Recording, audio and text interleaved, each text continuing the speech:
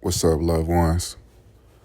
So, I guess I'm just gonna roll into some conversation and start talking about rich broke people. You know, throughout my life, I've always been somewhat of a observer. Always intrigued and really curious about social interaction, psychology, the mind. It wasn't until later in my life, now at this point, where I went on this path to get deeply entrenched in soul growth. I would say most of my life, I was an observer of the things I can only see with my eyes. Like most of us are. I basically, observed externally people, behaviors, and observe lifestyles of people and observe images of people like many of us do. And a lot of these external images would dictate a lot of my thinking on reality and what reality is and what people in this world who tend to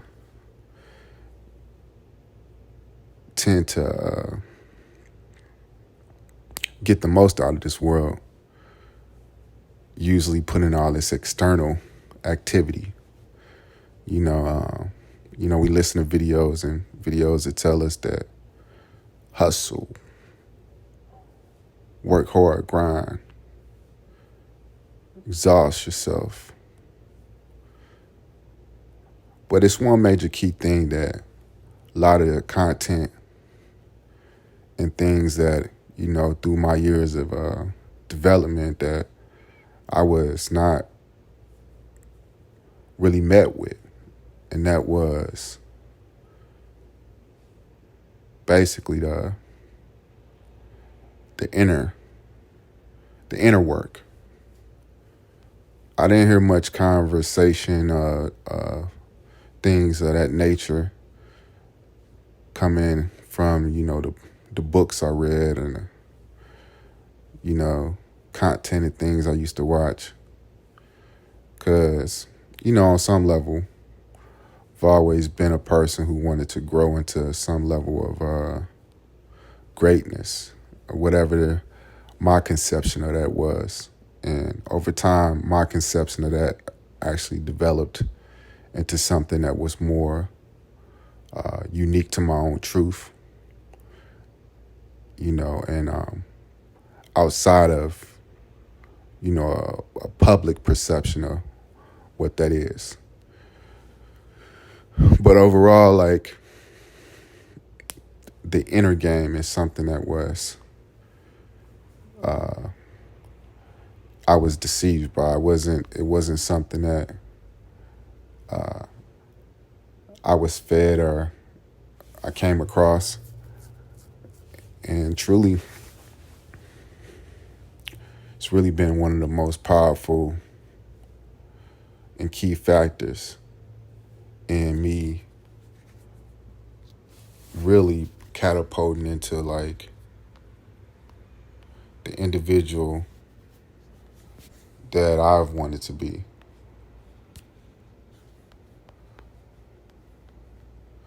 Or the individual that, who knows, God, the source, a higher power, the Almighty, my higher self, wants me to be. Rich broke people. So rich broke people are the people that we observe and they look like they have everything together, and they're they living their best lives. And somehow, some way, years later, you hear about them. I mean, you see this with some celebrities. You hear about them and they end up drug overdosing or trying to commit suicide or something horrific in their life, and you were like, or they go through a bad relationship and they end up going crazy on the internet or something, and you're just like, wow, what's wrong with this person? They got everything. They literally have everything. They got a Lambo, they got a big house, they can travel, they can go anywhere. They got millions of dollars they can spend. What's wrong with them to where they're so unhappy? And the thing is, you hear a lot of people in public eye, I say celebrities because these are usually wealthy people that we can see, that we are the closest to, right? And you say, I don't understand. Where is this unhappiness coming from with these folks? Just imagine dedicating your whole life to becoming wealthy, and you make it there, and it's not what you assumed it to be. You hear stars say this. What they say, I was so much happier in my old life. Or you hear them say things of the nature of money's not everything. And you be like, how can you say that? How can you say that money's everything? And if you're a person that's coming from scarcity or have a scarcity mindset, that's definitely not something you can identify with when you even hear like some of your favorite stars say that.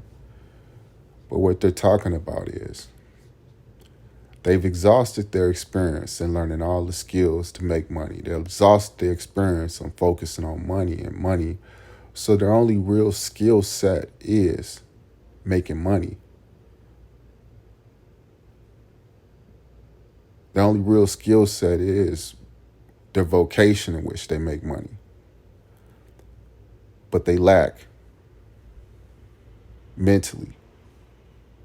They lack emotionally. They lack spiritually. In all these other areas, they may be bankrupt. So now that they're arrived and they have all this money and they reached what they thought was the destination, they still are met with the same levels of inner battles and things that the common man or woman is met with in their daily life internally. But the thing is, they haven't put much focus into those areas, and they realize something that no one told them on the journey to acquire millions or acquire the conception of success that's been fed to us. No one told them about the inner journey. And now they realize that there's more work to do. As much as they're exhausted and becoming rich, they're still very poor. And this is a very hurtful reality to be facing, especially being that it takes so much more effort and action for a person that's lacking internally to make it to where they have external wealth. They've sacrificed all themselves. And to realize there's more work to do is a very disheartening barrier to run into. And you hear it from your stars how money's not everything and they're sitting in a mansion. I once dated this girl, and she was a beautiful girl, and she had like nice cars and all of this. And at the time, I was just like some dude finding his way. You know what I mean? And but this woman, she seen something in me, seen something even beyond that I could see in me.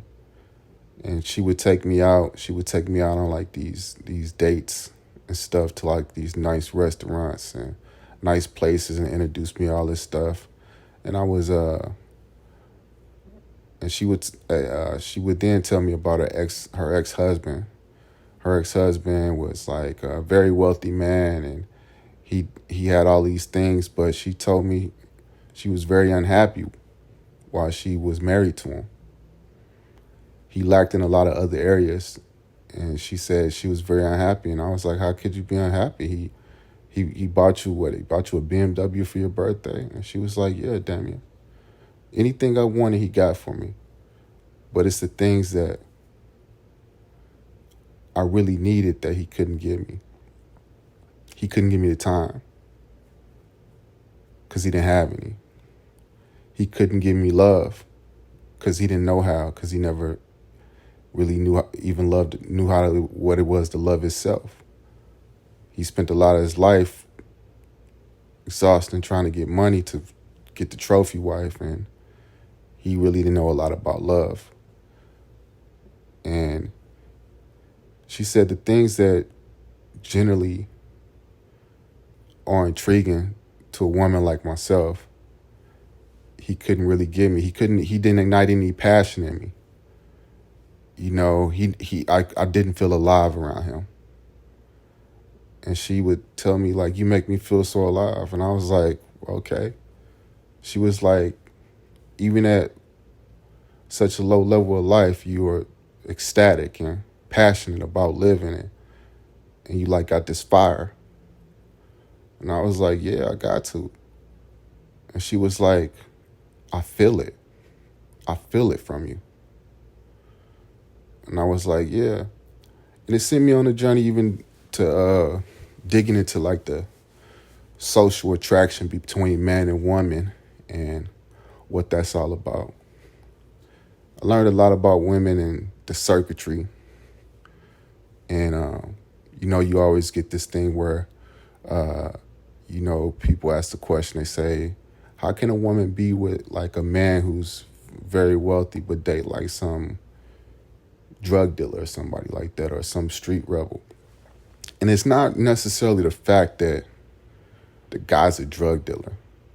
He could be doing something. He could be doing something else. But let's equate it to this. Let's say the guy in the corporation, up the corporate ladder, making CEO money. This guy appears to have everything. And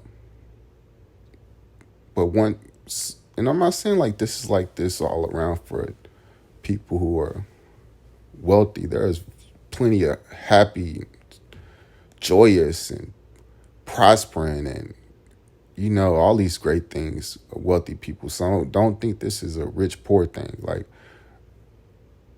you can be rich and totally thriving internally and externally.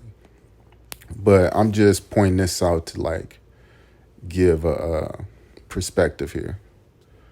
Now let's imagine a guy in a corporate America, CEO, making a lot of money,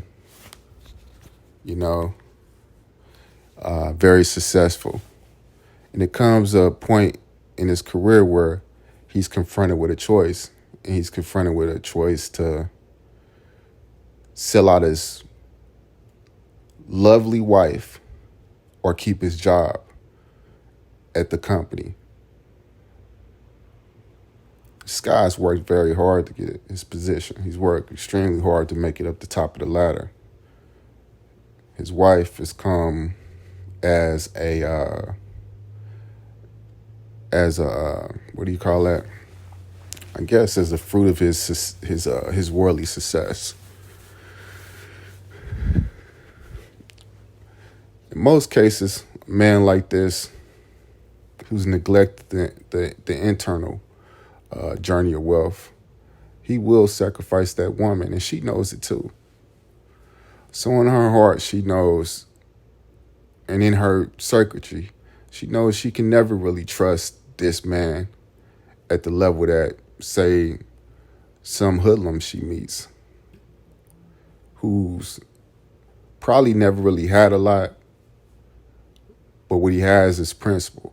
He's not going to sell out the people he love. He's not going to betray the ones that's been there for him and looked out for him. He's going to be a real alpha when it comes to the situation of making sure he protects the people that's in his circle and the people that stand by him. So the woman is instinctually wired for survival. So even though she's been taught to value on an economic level the guy with the most money, she is instinctually wired to go towards the guy where she feels the most safe with. So the street hoodlum, look, he's been in seasons of survival. That's what he knows how to do, survive. And anybody next to him, he gonna make sure they okay. And I mean, if that means death or jail, he cool with that. He's already been at the worst, had the worst of it, survived the worst of it. So he's not scared. He doesn't carry the same levels of fear as, say, the guy in the corporate job of losing his position and his image. The street guy is all about principle. So say the zombie pandemic hit. Who's gonna have more of a skill set to protect this woman and make sure she's safe? When a zombie pandemic hits and money is irrelevant and survival is prevalent, probably this street hoodlum is gonna have more of a skill set to make sure his woman is safe because he knows how to survive and he knows how to see value in people past image and money and all these other things. So instinctually, this woman is just wired to be with a man that preserves some level of ignition. The man that's gonna turn the key and get going. He don't have it all. He doesn't have it all worked out, but he's gonna make sure you're safe. He's safe, and everybody that he loves is okay, even if it's at the death of itself. So instinctually, a woman is looking for certain characteristics in a man. So she dates the hoodlum in the street doing his thing because, let's say the drug dealer, she dates him not because he deals drugs, it's because even in a world with so much social stigma and judgment, this dude is living his truth. Because at the level he knows, all he's been taught is the drug game. But he's got ambition to make it. He's got ambition to make sure he can take care of his people. So even at the reflection of going to jail and all of these systems, he's gonna do what he has to do to make sure he's okay and the people around him that he loves is okay. So on an instinctual level, this woman is attracted to that quality about this guy. Not that he's selling drugs, but that he's living his truth. I mean, that's his truth. That's something that he knows. That's his avenue of knowing how to make money. Until he learns how to have a better avenue, he lives within that truth. But this guy's living in his truth against all odds, and that's what's attractive. She can trust that this man is not gonna get tricked off by the people's perception. He's gonna ride it out and do what he has to do for the people that's riding with him, because he's not concerned with public perception or public opinion. He's concerned with making sure shit gets done, the people around him safe, and everybody got what they need. And he figured it out. I mean, he's a hustler. you know? So this just goes all the way back to the animal kingdom with the alpha male lion who, he sits up, he watches all beta male lions laid up with their girls having sex, and these dudes are too lazy to go out and too scared to go out and get food for the community. So this alpha male, he ain't really concerned because he's concerned about sex, because he's concerned about the community. He goes out, hunts, risks dying just to get food to feed these beta male wives, lions, food, in which they these beta male husbands won't even go do for their own wives. And then in turn, their wives start to look at the alpha and say, hey, I want him. And the betas can't understand it. They go in a frenzy and they jealous and they think this guy's trying to take their wives, and he's just doing his duty. And he's doing it because you won't do it for yourself, because you're too concerned about keeping your wife, controlling her, sexing her, and just keeping her for all these selfish reasons. You don't realize that it's almost causing an untrust in her, because you've made her the highest priority, where this alpha's made the community the highest priority. He sees the bigger picture. He sees that the community has to thrive. So even at the cost of his own personal pleasure, he's going to do what he needs to do to make sure the community thrives. Make sure you still getting sex from your so-called lion wife, and you're okay. But in turn, you become jealous of this alpha. And in the animal kingdom, there's no money. There's just character. There's just character. So these beta lions become jealous of the alpha, and they laid up with their women. And you're like, how could they be jealous of the alpha? Because the alpha carries something internally that these other beta males do not carry. And it's just as simple as that. So as much as our society has trained us to think economically that a man with more money is actually a more powerful and effective male, it's not so much true. Money can definitely help you maneuver in today's world a lot better, but it doesn't make you more powerful. So when it all boils down, there are certain key principles this world revolves around, and it's not something that, even with humans creating new systems, that ever can be neglected. I was listening to this guy, Tate. He was talking about all these crypto millionaires that's getting rich, and he was like, look, if I pull up at a light in my Lambo and one of these crypto nerds or something pulls up at the light with their Lambo, he said, this guy's still going to be a nerd in a Lambo, and I'm going to be a honcho in a Lambo. And it all boils back down to character. So, like, money can't create the man.